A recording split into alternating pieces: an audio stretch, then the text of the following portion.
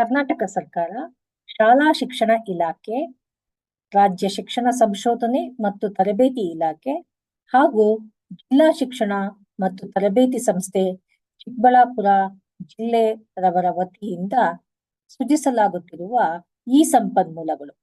ಘಟಕದ ಹೆಸರು ವೃತ್ತಗಳು, ತರಗತಿ 9ನೇ ತರಗತಿ. ಪ್ರಸ್ತುತಪಡಿಸುತ್ತಿರುವವರು ಶ್ರೀಮತಿ ನೇತ್ರಾವತಿ ಡಿಕೆ, ಸರ್ಕಾರಿ ಬಾಲಕಿಯರ ಪ್ರೌಢಶಾಲೆ, ವಾಪಸಂದ್ರ, ಚಿಕ್ಕಬಳ್ಳಾಪುರ. ಕೃತಜ್ಞತೆಗಳು. ಶ್ರೀ ಮುನಿಕೆಂಪೇಗೌಡರು, ಉಪನಿರ್ದೇಶಕರು, ಅಭಿವೃದ್ಧಿ ಹಾಗೂ ಪ್ರಾಂಶುಪಾಲರು, ಡಯಟ್, ಚಿಕ್ಕಬಳ್ಳಾಪುರ, ಹಾಗೂ ಶ್ರೀ ಪ್ರವೀಣ್ ಎನ್, ಮುಖ್ಯಸ್ಥರು, ಇಟಿ ವಿಭಾಗ, ಡಯಟ್, ಚಿಕ್ಕಬಳ್ಳಾಪುರ. ಪ್ರೀತಿಯ ವಿದ್ಯಾರ್ಥಿಗಳೇ, ನಾವು ನಮ್ಮ ದೈನಂದಿನ ಜೀವನದಲ್ಲಿ ಅನೇಕ ರೀತಿಯಾದಂತಹ ಆಕೃತಿಗಳನ್ನ ಗಮನಿಸುತ್ತೇವೆ. ಅನೇಕ ವಿಧವಾದಂತಹ ವಸ್ತುಗಳನ್ನು ನಾವು ದಿನನಿತ್ಯದಲ್ಲಿ ನೋಡುತ್ತಿರುತ್ತೇವೆ. ಇಲ್ಲಿ ಕೆಳಗೆ ನೀಡಿರುವ ಉದಾಹರಣೆಗಳನ್ನು ಗಮನಿಸಿದಾಗ ಈ ಎಲ್ಲ ಆಕೃತಿಗಳನ್ನ ನಾವು ನಮ್ಮ ದೈನಂದಿನ ಜೀವನದಲ್ಲಿ ಗಮನಿಸಿರುತ್ತೇವೆ.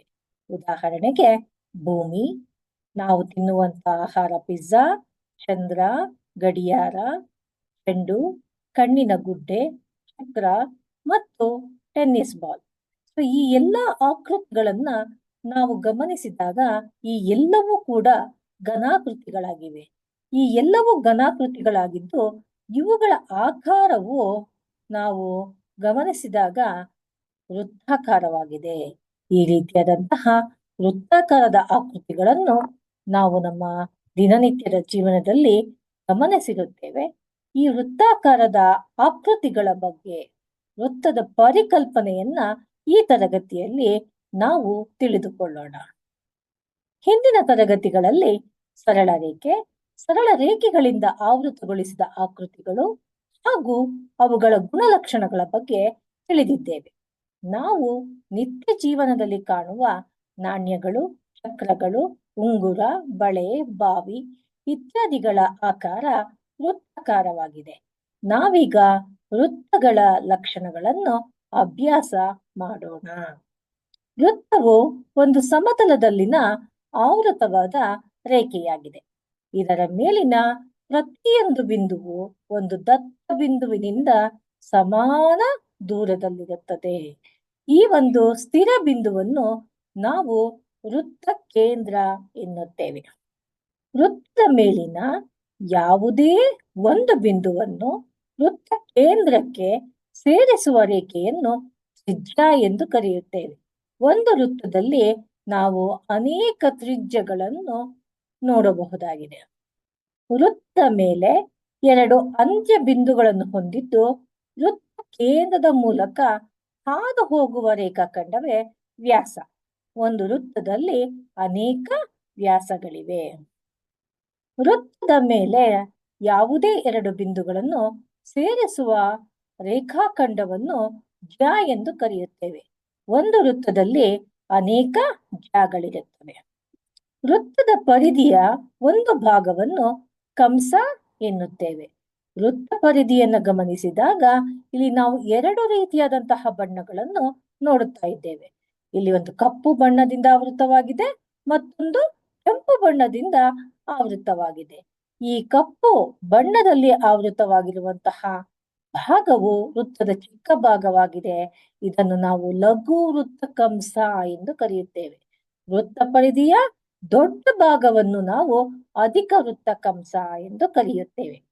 ವ್ಯಾಸವನ್ನು ನಾವು ವೃತ್ತದಲ್ಲಿ ಎಳೆದಾಗ ಈ ವ್ಯಾಸವು ವೃತ್ತವನ್ನು 2 ಸಮನಾದ ಭಾಗಗಳನ್ನಾಗಿ ಮಾಡುತ್ತದೆ. ಈ 2 ಸಮನಾದ ಭಾಗಗಳನ್ನು ನಾವು ಅರ್ಧ ವೃತ್ತ ಕಂಸ ಎಂದು ಕರೆಯುತ್ತೇವೆ. ವೃತ್ತಖಂಡ. ಈಗಾಗಲೇ ನಾವು ಜ್ಯಾ ಮತ್ತು ವೃತ್ತ ಕಂಸದ ಬಗ್ಗೆ ತಿಳಿದಿದ್ದೇವೆ. ಜ್ಯಾ ಮತ್ತು ಅಧಿಕ ವೃತ್ತ ಕಂಸ ಇವುಗಳ ನಡುವೆ ಆವೃತವಾದಂತಹ ಪ್ರದೇಶವನ್ನು ಅಧಿಕ ವೃತ್ತಖಂಡ ಎಂದು ಕರೆಯುತ್ತೇವೆ. ಅಧಿಕ ವೃತ್ತಖಂಡದೊಳಗಿನ ಕೋನವು ಲಘು ಕೋನವಾಗಿರುತ್ತದೆ. ಅಂದರೆ 90 ಡಿಗ್ರಿಗಿಂತ ಕಡಿಮೆ ಅಳತೆಯುಳ್ಳಂತಹ ಕೋನಗಳನ್ನು ನಾವು ಲಘು ಕೋನಗಳೆನ್ನುತ್ತೇವೆ. ವ್ಯಾಸವು ಈಗಾಗಲೇ ತಿಳಿಸಿರುವಂತೆ ವೃತ್ತವನ್ನು 2 ಸಮಭಾಗವನ್ನಾಗಿ ಮಾಡುತ್ತದೆ. ವ್ಯಾಸ ಮತ್ತು ಅರ್ಧವೃತ್ತ ಕಂಸ ಇವುಗಳ ನಡುವಿನ ಪ್ರದೇಶವನ್ನು ಅರ್ಧವೃತ್ತ ಖಂಡ ಎನ್ನುತ್ತೇವೆ. ಅರ್ಧವೃತ್ತ ಖಂಡದೊಳಗಿನ ಕೋನವು ಲಂಬ ಕೋನವಾಗಿರುತ್ತದೆ. ಅಂದರೆ ಇದರ ಅಳತೆ 90 ಡಿಗ್ರಿಗೆ ಸಮನಾಗಿರುತ್ತದೆ. ಲಘು ವೃತ್ತ ಕಂಸ ಮತ್ತು ಜ್ಯಾನಿಂದ ಆವೃತವಾಗಿರುವಂತಹ ಪ್ರದೇಶವನ್ನು ನಾವು ಲಘು ವೃತ್ತಖಂಡ ಎನ್ನುತ್ತೇವೆ. ಲಘು ವೃತ್ತಖಂಡದೊಳಗಿನ ಕೋನವು ಅಧಿಕ ಕೋನವಾಗಿರುತ್ತದೆ. ಒಂದು ಚಟುವಟಿಕೆಯ ಮೂಲಕ ವೃತ್ತಖಂಡದೊಳಗಿನ ಕೋನಗಳ ಅಳತೆ ಹಾಗೂ ಒಂದೇ ವೃತ್ತಖಂಡದೊಳಗಿನ ಕೋನಗಳು ಸಮ ಎಂದು ನಿರೂಪಿಸೋಣ.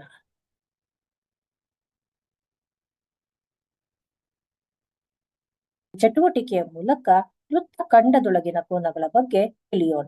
2 ಸೆಂಟಿಮೀಟರ್ ತ್ರಿಜ್ಯವುಳ್ಳ ಒಂದು ವೃತ್ತವನ್ನ ರಚಿಸೋಣ. ವೃತ್ತದ ಕೇಂದ್ರ ಎ ಆಗಿರಲಿ. ಬಿಸಿ ಜ್ಯ ಆಗಿರಲಿ. ವೃತ್ತದ ಪರಿಧಿಯ ಮೇಲಿನ 2 ಬಿಂದುಗಳನ್ನು ಸೇರಿಸುವ ರೇಖಾಖಂಡವನ್ನು ಜ್ಯ ಎನ್ನುತ್ತೇವೆ. ಜ್ಯ ಮತ್ತು ಲಘು ವೃತ್ತಕಂಸ ಇವುಗಳ ನಡುವೆ ಆವೃತವಾಗಿರುವಂತಹ ಪ್ರದೇಶವನ್ನು ಲಘು ವೃತ್ತಖಂಡ ಎನ್ನುತ್ತೇವೆ. ಈಗಾಗಲೇ ತಿಳಿಸಿರುವಂತೆ ಲಘು ವೃತ್ತಖಂಡದೊಳಗಿನ ಕೋನವು ಅಧಿಕ ಕೋನವಾಗಿರುತ್ತದೆ. ಅಧಿಕ ಕೋನ ಎಂದರೆ 90 ಡಿಗ್ರಿಗಿಂತ ಹೆಚ್ಚು ಮತ್ತು 180 ಡಿಗ್ರಿಗಿಂತ ಕಡಿಮೆ ಅಳತೆಯುಳ್ಳಂತಹ ಕೋನ.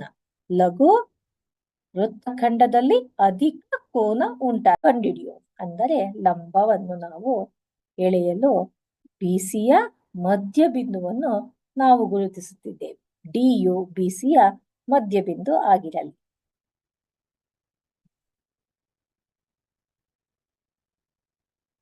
ಎ ಇಂದ ವೃತ್ತಕೇಂದ್ರದಿಂದ ಎಳೆದ ಲಂಬವು ಬಿಸಿಯನ್ನು ಅರ್ಧಿಸುತ್ತದೆ ಎಂದು ನಾವೀಗ ಸಾಧಿಸಿ ತೋರಿಸಬೇಕಾಗಿದೆ.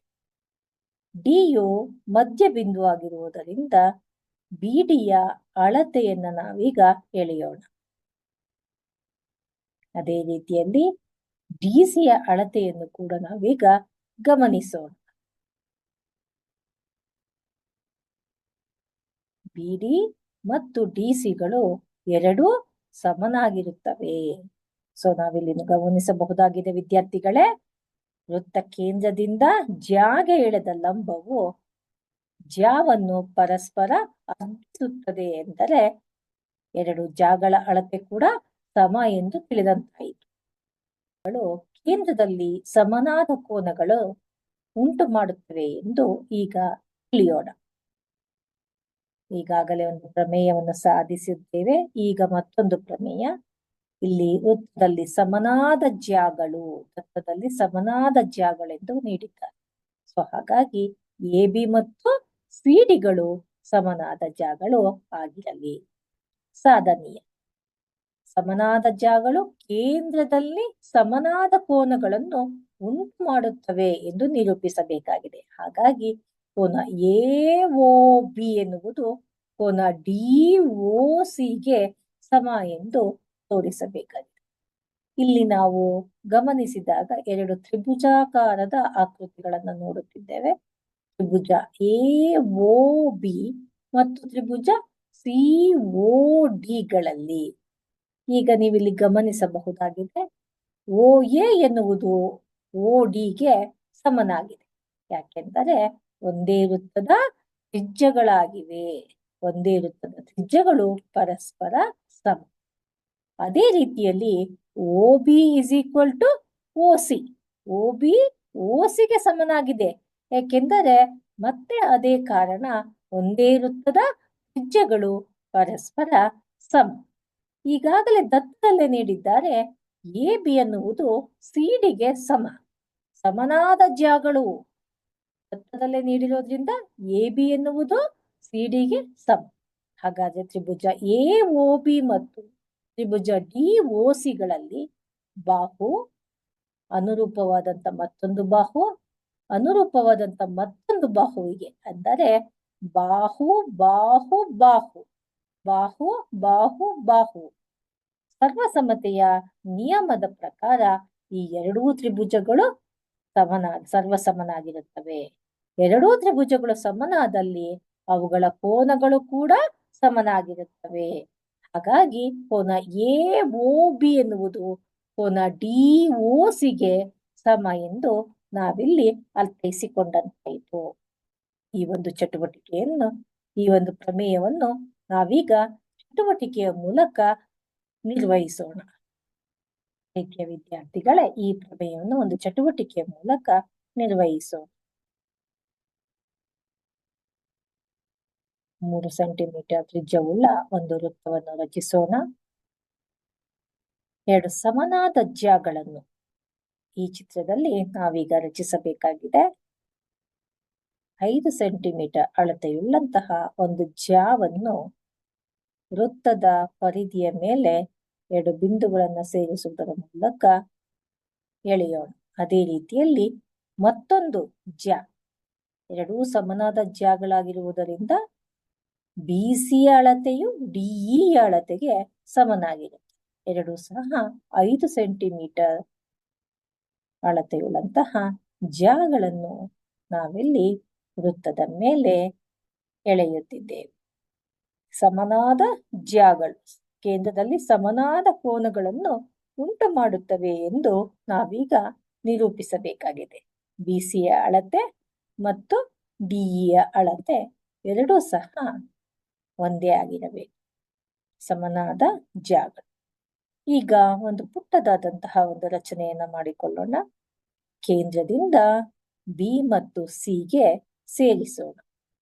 ಅದೇ ರೀತಿಯಲ್ಲಿ ಕೇಂದ್ರದಿಂದ D ಮತ್ತು Eಯನ್ನು ಸೇರಿಸೋಣ.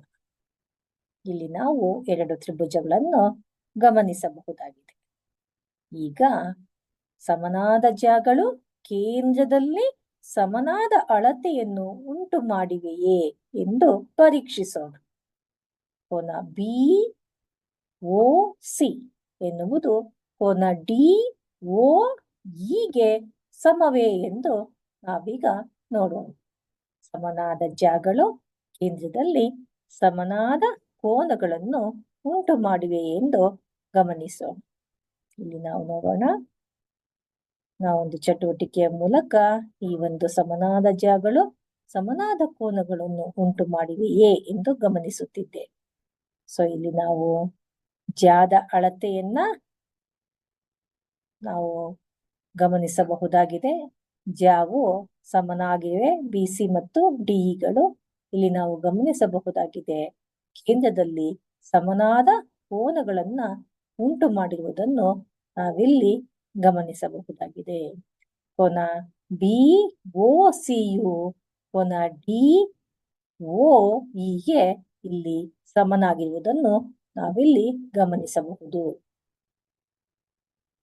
ಪ್ರೀತಿಯ ವಿದ್ಯಾರ್ಥಿಗಳೇ, ಈ ತರಗತಿಯಲ್ಲಿ ನಾವು ವೃತ್ತದ ಪಾರಿಭಾಷಿಕ ಶಬ್ದಗಳಾದಂತಹ ಕೇಂದ್ರ, ತ್ರಿಜ್ಯ, ವ್ಯಾಸ, ಜ್ಯಾ, ಕಂಸ, ವೃತ್ತಖಂಡಗಳ ಬಗ್ಗೆ ತಿಳಿದಿದ್ದೇವೆ. ಹಾಗೂ ವೃತ್ತಖಂಡದೊಳಗಿನ ಕೋನಗಳ ಮತ್ತೊಂದು ವೃತ್ತವನ್ನು ತೆಗೆದುಕೊಳ್ಳೋಣ. ಇಲ್ಲಿ ನಾವು ಜ್ಯಾ ಮತ್ತು ಅಧಿಕ ವೃತ್ತಕಂಸ ಇವುಗಳ ನಡುವೆ ಆವೃತವಾಗಿರುವಂತಹ ಪ್ರದೇಶವನ್ನು ಅಧಿಕ ವೃತ್ತ ಖಂಡ ಎಂದು ಕರೆಯುತ್ತೇವೆ. ಅಧಿಕ ವೃತ್ತಖಂಡದೊಳಗಿನ ಕೋನವನ್ನ ಅಳೆಯೋಣ. ಅಧಿಕ ವೃತ್ತಖಂಡದೊಳಗಿನ ಕೋನವು ಲಘು ಕೋನವಾಗಿರುತ್ತದೆ, ಅಂದರೆ 90 ಡಿಗ್ರಿಗಿಂತ ಕಡಿಮೆ ಅಳತೆಯನ್ನು ಹೊಂದಿರುತ್ತದೆ. ಈಗ ಮತ್ತೊಂದು ವೃತ್ತವನ್ನು ತೆಗೆದುಕೊಳ್ಳೋಣ. ಇಲ್ಲಿ ನಾವು ವ್ಯಾಸ ಅಂದರೆ ಈ ವ್ಯಾಸವು ವೃತ್ತವನ್ನು 2 ಸಮನಾದ ಭಾಗಗಳನ್ನಾಗಿ ಮಾಡುತ್ತದೆ. ವ್ಯಾಸ ಮತ್ತು ವೃತ್ತ ಕಂಸ ಇವುಗಳ ನಡುವೆ ಆವೃತವಾಗಿರುವಂತಹ ಪ್ರದೇಶವನ್ನು ನಾವು ವೃತ್ತಖಂಡ ಎಂದು ಕರೆಯುತ್ತೇವೆ. ಮಕ್ಕಳೇ, ಈಗಾಗಲೇ ನಾವು ತಿಳಿದಿರುವಂತೆ ಅಧಿಕ ವೃತ್ತಖಂಡದೊಳಗೆ ಉಂಟಾಗುವ ಕೋನವು ಲಘು ಕೋನವಾಗಿರುತ್ತದೆ. ಲಘು ವೃತ್ತಖಂಡದಲ್ಲಿ ಉಂಟಾಗಿರುವಂತಹ ಕೋನವು ಅಧಿಕ ಕೋನವಾಗಿರುತ್ತದೆ. ಈಗ ವ್ಯಾಸ ಮತ್ತು ಅರ್ಧವೃತ್ತಕಂಸ ಇವುಗಳ ನಡುವೆ ಉಂಟಾಗಿರುವಂತಹ ಕೋನವನ್ನ ಪರೀಕ್ಷಿಸೋಣ. ಸೊ ವ್ಯಾಸ ಎಂದರೆ ಕೇಂದ್ರದ ಮೂಲಕ ಹಾದು ಹೋಗುವ ಜ್ಯಾವನ್ನು ನಾವು ವ್ಯಾಸ ಎಂದು ಕರೆಯುತ್ತೇವೆ.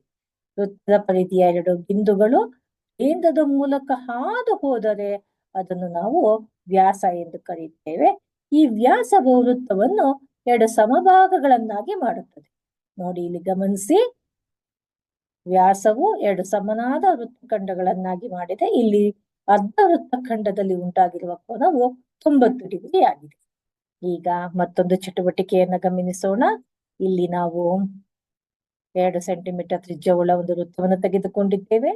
ಇಲ್ಲಿ ಗಮನಿಸಿದಾಗ ಒಂದೇ ವೃತ್ತಖಂಡದೊಳಗಿನ ಕೋನಗಳು, ಅಂದ್ರೆ ಅದು ಅಧಿಕ ವೃತ್ತಖಂಡ ಆಗಿರಲಿ ಅಥವಾ ಲಘು ವೃತ್ತಖಂಡ ಆಗಿರಲಿ, ಅರ್ಧ ವೃತ್ತಖಂಡನಾದರೂ ಆಗಿರಲಿ, ಒಟ್ಟಾರೆಯಾಗಿ ಒಂದೇ ವೃತ್ತಖಂಡದೊಳಗಿನ ಕೋನಗಳ ಅಳತೆ ಸಮ ಎಂದು ನಾವು ಈ ಒಂದು ಚಟುವಟಿಕೆಯ ಮೂಲಕ ನಿರೂಪಿಸಬಹುದಾಗಿದೆ.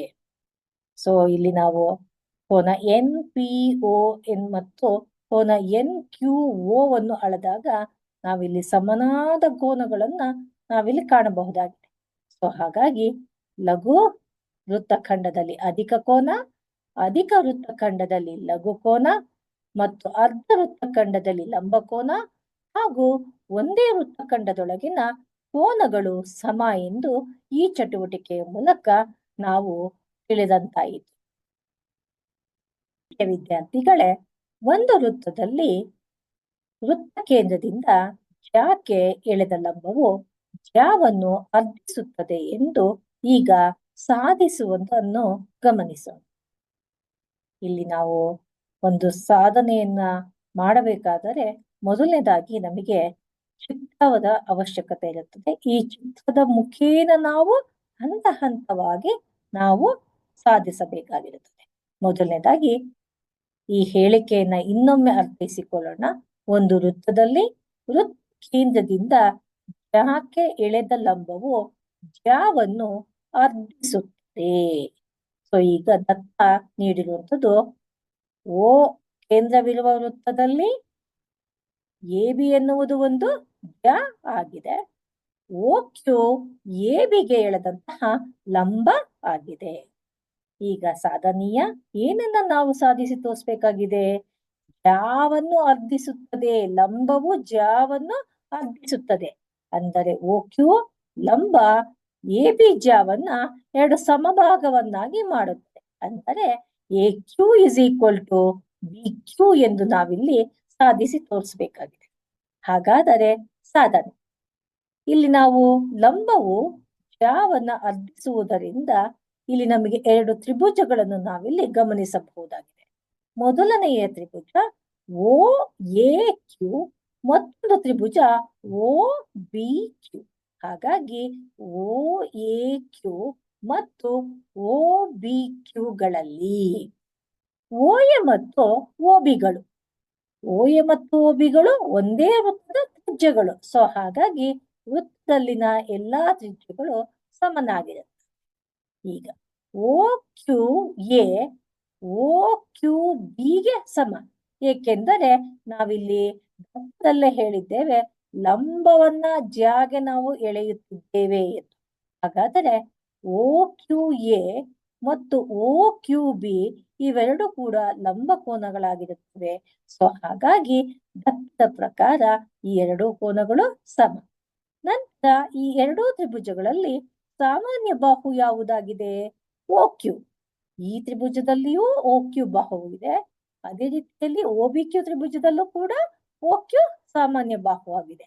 ಹಾಗಾಗಿ ತ್ರಿಭುಜದಲ್ಲಿ ಲಂಬಕೋನ ಕರ್ಣ ಬಾಹು, ಲಂಬಕೋನ ಕರ್ಣ ಬಾಹು ಸರ್ವಸಮತೆಯ ನಿಯಮದ ಪ್ರಕಾರ ಈ 2 ತ್ರಿಭುಜಗಳು ಪರಸ್ಪರ ಸರ್ವಸಮನಾಗಿವೆ. ಸರ್ವಸಮ ಎಂದಲ್ಲಿ ಉಳಿದಂತಹ ಎಲ್ಲಾ ಕೋನಗಳು, ಎಲ್ಲಾ ಬಾಹುಗಳು ಕೂಡ ಸಮನಾಗಿರುತ್ತವೆ. ಅಂದರೆ AQ ಅನ್ನುವುದು BQಗೆ ಸಮ ಎಂದು ನಾವಿಲ್ಲಿ ಈ ಪ್ರಮೇಯದಲ್ಲಿ ಸಾಧಿಸಿ ತೋರಿಸಬಹುದಾಗಿದೆ. ಈ ಒಂದು ಪ್ರಮೇಯವನ್ನು ನಾವು ಒಂದು ಚಟುವಟಿಕೆಯ ಮೂಲಕ ಹೇಗೆ ನಿರ್ವಹಿಸುವುದು ಎನ್ನುವುದನ್ನು ನೋಡೋಣ. ಸಾಧಿಸುವುದನ್ನು ಅರ್ಥೈಸಿಕೊಳ್ಳೋಣ. ಇಲ್ಲಿ ನಾನು 3 ಸೆಂಟಿಮೀಟರ್ ತ್ರಿಜ್ಯವುಳ್ಳ ಒಂದು ವೃತ್ತವನ್ನ ರಚಿಸಿದ್ದೇನೆ. ಎ ಅದರ ವೃತ್ತ ಕೇಂದ್ರವಾಗಿರಲಿ.